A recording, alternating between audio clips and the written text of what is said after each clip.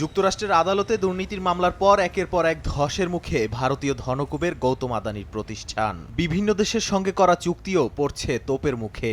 এমনকি আদানির দুর্নীতিকাণ্ড নিয়ে চুপ থাকায় বেশ বিপাকে পড়েছে মোদি সরকার। দেশটির পার্লামেন্টেও হয়েছে তুমুল বাকবিতণ্ডা।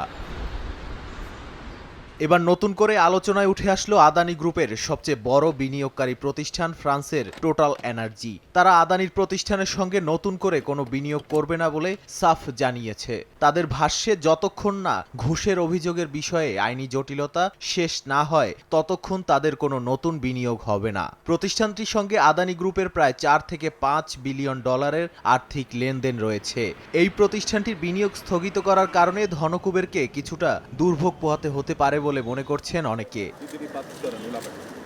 এদিকে আদানি গোষ্ঠীর সঙ্গে হওয়া বিদ্যুৎ চুক্তি খতিয়ে দেখার সিদ্ধান্ত নিয়েছে শ্রীলঙ্কার নবনির্বাচিত বাম সরকার। দেশটির আগের সরকারের সঙ্গে গোষ্ঠীটির চুক্তির বিষয়ে চূড়ান্ত সিদ্ধান্ত নেবে নবগঠিত মন্ত্রিসভা।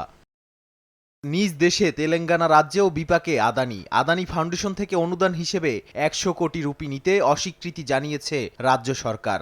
রাজ্যের সম্মান রক্ষায় এ সিদ্ধান্ত নেওয়া হয়েছে বলে জানান মুখ্যমন্ত্রী রেবন্ত রেড্ডি। মূলত আদানি অভিযুক্ত হওয়ার পর থেকে বিরোধী দলগুলোর কড়া সমালোচনার মুখে পড়ে রাজ্য সরকার। আদানির বিনিয়োগ পেতে ব্যবসায়ী গোষ্ঠীটির সঙ্গে ঘনিষ্ঠ হওয়ার অভিযোগ তাদের।